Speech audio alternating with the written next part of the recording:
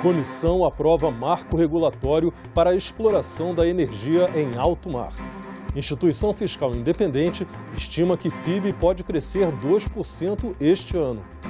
Na disputa eleitoral pelo Senado, cresce o número de candidaturas de mulheres. Boa noite, hoje é quarta-feira, 17 de agosto, e o Senado Notícias está no ar.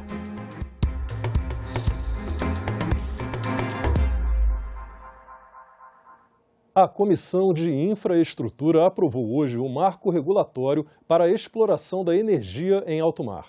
Se não houver recurso para votação no plenário, o projeto segue para a Câmara dos Deputados. O texto aprovado na Comissão de Infraestrutura regulamenta a autorização para aproveitamento do potencial energético instalado no mar ou offshore, longe da costa. A energia pode ser gerada pelo vento, pelo sol, pelas marés ou mesmo outro tipo de geração que ainda venha a ser criado.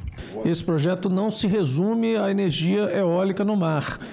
Ele trata da titularidade do mar territorial, plataforma continental, zona econômica exclusiva e outros corpos de água internos, inclusive lagoas, lagos, espelhos d'água, para uso de geração de energia. Eu costumo dizer que esse projeto está pronto para qualquer coisa que ainda seja inventada usando a força do mar, as ondas, o vento no mar, etc. e tal. Para os senadores, a definição de um marco legal para a geração de energia em alto mar deve atrair investidores para o setor. Os empreendimentos fora da costa brasileira, no mar territorial, na plataforma continental e na zona econômica exclusiva, vão ter que se adequar às normas regulatórias. O texto procura harmonizar a geração de energia offshore com as outras atividades marítimas, como navegação e pesca, e expressa também a preocupação com a preservação do meio ambiente. Da própria preservação ambiental, de todo o cuidado que se tem que ter ao interferir no ambiente marinho, como também em terra e nas dunas, nos apicuns, nas zonas de transição, nos mangues, enfim, nas áreas todas que qualquer um de nós, aí, qualquer atividade econômica, acaba afetando. Melhorar o processo administrativo e tributário nacional. Esse é o objetivo da Comissão de Juristas que, mais uma vez, se reuniu hoje para a discussão dos projetos. Composta por 20 juristas, a comissão é responsável por elaborar anteprojetos de proposições legislativas que modernizem, dinamizem e unifiquem o processo administrativo e tributário brasileiro. A presidente da comissão, ministra Regina Helena Costa, do Superior Tribunal de Justiça, destacou a importância destes debates. Mas as instituições, mesmo aquelas que são consistentes, aquelas que são substanciais, elas precisam de aperfeiçoamento, elas precisam de desenvolvimento para acompanhar as demandas da sociedade, e eu entendo que as propostas que serão apresentadas. As versões preliminares dos anteprojetos propostos durante as reuniões da comissão foram submetidos à deliberação do colegiado. Ajustes no texto apresentado ainda podem ser feitos pelos relatores até a próxima reunião, quando deve acontecer o debate final dos trabalhos. Eu tenho absoluta certeza que as contribuições da comissão presidida por Vossa Senhoria e por mim relatada serão contribuições muito positivas para a sociedade brasileira, para o Estado brasileiro, e eu tenho absoluta certeza que elas trarão segurança jurídica, confiança legítima na administração e, em especial, a possibilidade que os contribuintes tenham um processo administrativo justo, rápido e efetivo. A Comissão Temporária Externa, criada para verificar in loco a prestação de serviço aos usuários na travessia de ferry boat no Maranhão, chegou a se reunir nesta quarta-feira. Mas não houve acordo quanto à composição dos integrantes, nem quanto à eleição do presidente. Nova reunião deverá ocorrer na próxima terça-feira, dia 23. A Instituição Fiscal Independente do Senado lançou hoje o relatório de acompanhamento fiscal deste mês. Entre os principais dados está a projeção de crescimento do PIB deste ano, que deve chegar a 2%, e a taxa de desemprego, que recuou para 9,3%. No relatório, a instituição ligada ao Senado elevou a estimativa de crescimento do PIB de 1,4% para 2% em 2022. Isso devido ao efeito de medidas como a ampliação de transferências sociais sobre o consumo das famílias. No entanto, para 2023, o movimento é contrário. A estimativa é que haja um recuo de 0,6% do PIB. Devido ao maior crescimento esperado para a economia em 2022, o órgão elevou a projeção das receitas do governo central. Dados preliminares mostram superávit primário de 72 bilhões de reais até julho. Nesse contexto, a previsão para o resultado primário da União neste ano é de superávit de 27 bilhões de reais. A dívida bruta do governo geral deve encerrar o ano em 78,8% do PIB, abaixo dos 79,4% projetados no relatório da instituição do mês de julho. Ainda segundo a IFE, o mercado de trabalho segue trajetória de recuperação. A taxa de desemprego, por exemplo, recuou para 9,3% no segundo trimestre, mantendo a tendência de queda iniciada em meados de 2021. Em relação ao impacto do reajuste salarial de 18% no judiciário, a estimativa é que ele seja de 1,8 bilhões de reais em 2023, 5,5 bilhões de reais em 2024 e 6,3 bilhões de reais de 2025 em diante. O documento ainda destaca um alívio na inflação após medidas do governo. O IPCA de julho registrou deflação de 0,68% e agora acumula alta de 10,1% em 12 meses. Os ministros Alexandre de Moraes e Ricardo Lewandowski tomaram posse como novos presidente e vice-presidente do Tribunal Superior Eleitoral nesta terça-feira. O presidente do Senado, Rodrigo Pacheco, participou da cerimônia. O ministro Alexandre de Moraes chegou ao tribunal um pouco antes das 19 horas. Logo em seguida, passou pelo tapete vermelho o presidente da República, Jair Bolsonaro. O candidato à presidência da República, Luiz Inácio Lula da Silva, também chegou antes do início do evento, acompanhado da ex-presidente Dilma Rousseff e do candidato a vice-presidente Geraldo Alckmin. O presidente do Senado Federal, Rodrigo Pacheco, também estava presente na cerimônia que reuniu representantes de todos os poderes.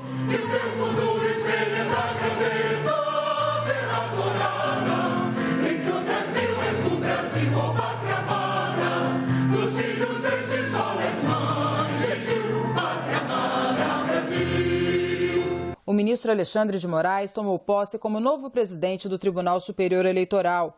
Ele substitui Edson Fachin. Ricardo Lewandowski é o vice. Os ministros vão comandar o processo eleitoral de outubro. Declaro aceitar o cargo de presidente do Tribunal Superior Eleitoral, para o qual fui eleito, e prometo bem e fielmente cumprir os respectivos deveres e atribuições, em harmonia com a Constituição e as leis da República. Declaro empossado no cargo de presidente do Tribunal Superior Eleitoral Sua Excelência, o ministro Alexandre de Moraes, a quem parabenizo e passo a presidência desta sessão solene.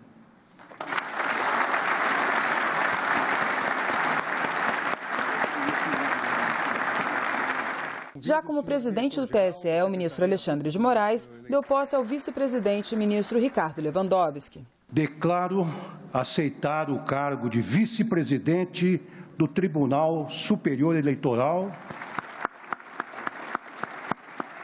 O procurador-geral da República, Augusto Aras, falou sobre a importância do processo eleitoral e disse estar atento e vigilante na sustentação do regime democrático. Estamos irmanados na defesa do sistema eleitoral, no combate à desinformação e aos abusos de quaisquer naturezas. Mas, sobretudo, estamos atentos e vigilantes na sustentação do regime democrático que se expressa também por meio de eleições livres, justas, diretas e periódicas, como as que certamente teremos nos próximos menos de 2 meses. No discurso de posse, o ministro Alexandre de Moraes defendeu a democracia, o processo de apuração eleitoral e falou que liberdade de expressão não pode servir de escudo para crimes de ódio. Foi aplaudido de pé por parte dos convidados. Somos 156.454.011 eleitores aptos a votar. Somos uma das maiores democracias do mundo em termos de voto popular, estando entre as 4 maiores democracias do mundo. Mas somos a única democracia do mundo que apura e divulga os resultados eleitorais no mesmo dia, com agilidade, segurança, competência e transparência. Isso é motivo de orgulho nacional.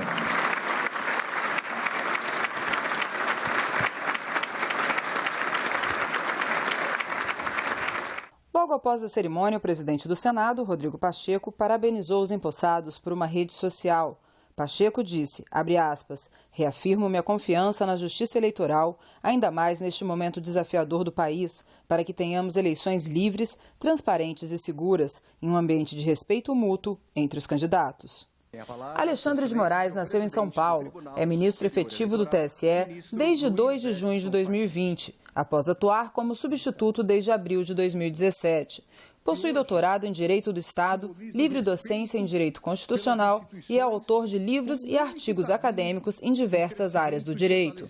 Atuou como promotor de justiça, advogado, professor de Direito Constitucional, consultor jurídico e ministro da Justiça. Tomou posse como ministro do STF em março de 2017. O prazo para o registro das candidaturas, a propaganda eleitoral gratuita no rádio e na TV começa no próximo dia 26. Mas a influência das mídias digitais e das redes sociais deve crescer, a exemplo do que tem sido observado nas últimas eleições. Alguém já viu santinho de candidato por aí? A tendência é usar cada vez menos papel. Mas isso é algo a conferir. O celular, é claro, não pode entrar na cabine de votação. Mas diga se não é na telinha desse companheiro inseparável que nós ficamos sabendo primeiro de pelo menos alguns desses milhares de candidatos que vão disputar o voto no dia 2 de outubro. De acordo com o Tribunal Superior Eleitoral, foram registradas 12 candidaturas a presidente e vice-presidente da República, 223 para governador e vice-governador, 234 candidaturas ao Senado Federal, 10.271 para a Câmara dos Deputados, 16.235 para as Assembleias Legislativas e 591 candidaturas à Câmara Legislativa do Distrito Federal. Para quem disputa a eleição, o importante é se fazer conhecido e conquistar o voto. E um dos caminhos para isso é aparecer no horário eleitoral gratuito no rádio e na TV, que começa dia 26 e vai até as vésperas da votação.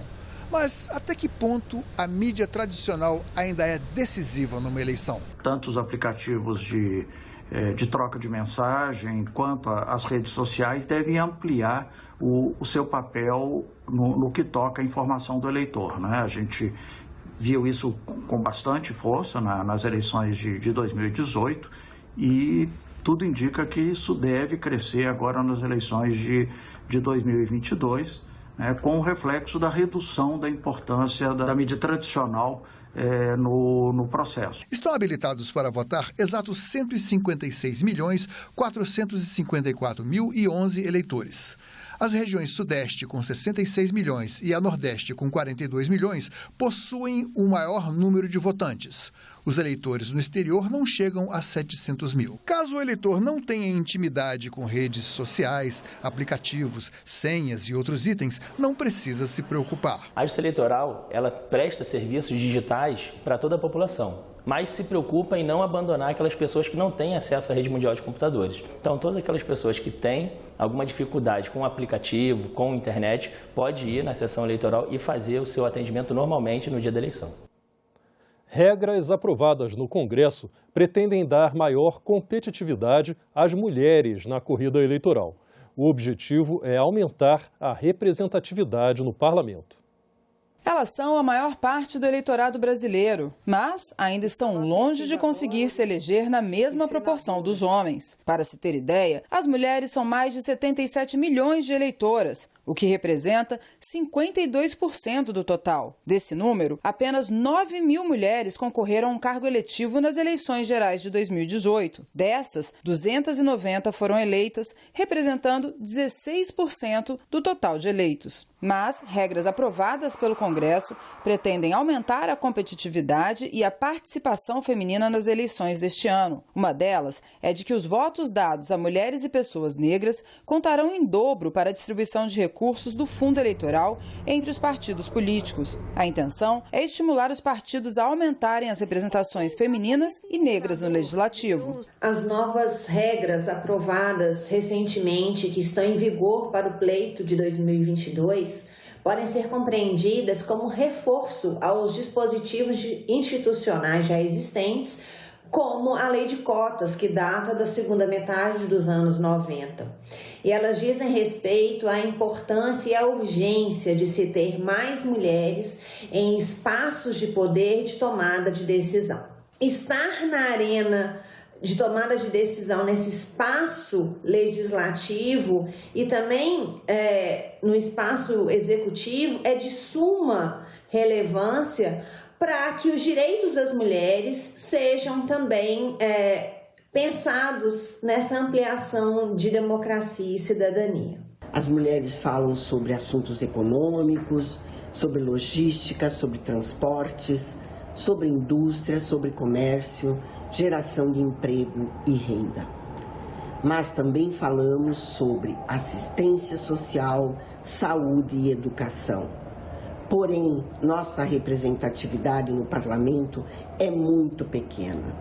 Precisamos melhorar esta representatividade para que possamos melhorar o debate político da nação. Mas a especialista explica que a distribuição de mais recursos depende do próprio partido e reforça a necessidade de compromisso dos partidos com as candidatas mulheres e negras. É preciso que haja um compromisso dos partidos propriamente, haja também um envolvimento da sociedade civil, de fiscalizar, de cobrar que esses recursos cheguem a quem é de direito, também dos próprios candidatos e candidatas aí contemplados nessa definição, né, dessa atribuição de recursos pela legislação, além de haver também da própria Justiça Eleitoral ações, mecanismos de conferência, de punição, né, de fiscalização junto às legendas, junto às executivas do partido. E cresce o número de mulheres na disputa por uma vaga no Senado. Mas o perfil das candidaturas não mudou muito em relação às últimas eleições. O TSE registrou 234 candidaturas ao Senado, 49 a mais que em 2014. Assim como agora, em 2022, naquele ano, 27 vagas estavam em disputa, o que corresponde a 1/3 das cadeiras do Senado. Esses números ainda podem mudar, porque as candidaturas serão analisadas pelo tribunal. E dos 234 candidatos, 14 concorrem à reeleição. Essa lista inclui os suplentes que estão em exercício. O Rio de Janeiro é o estado onde há mais candidatos ao Senado. São 13 disputando uma única vaga. Em seguida, vem Tocantins com 12. Depois, São Paulo, Distrito Federal, Pará e Santa Catarina, cada um com 11 candidatos na disputa. O perfil dos candidatos ao Senado não mudou muito em relação às últimas eleições. Homem, branco, casado, nível superior completo e mais de 50 anos. Empresário é a atividade mais comum entre eles. E houve um aumento no número de mulheres concorrendo a uma vaga ao Senado. Em 2014, as candidaturas femininas representavam 18,9% do total. Em 2018, 17,6%. E este ano, 22,5%. O TSE registrou ainda uma redução no número de candidatos que se declararam negros. Em 2022, são cerca de 31%. Em 2018, eram 33,5%. Há ainda 3 candidatos que se declararam indígenas. Termina amanhã o prazo para solicitar o direito do voto em trânsito. Você vai estar no seu domicílio eleitoral no domingo do primeiro turno, 2 de outubro?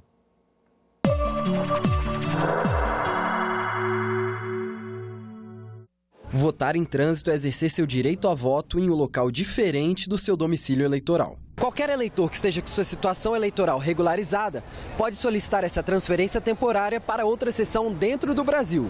É possível, inclusive, votar cada turno em uma cidade diferente.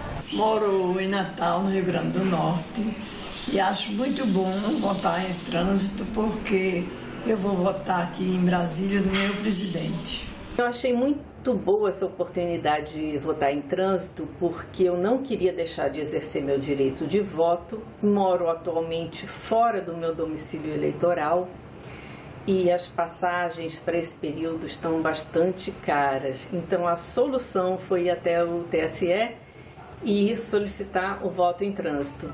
Foi bastante fácil. Eu acho mais fácil, né?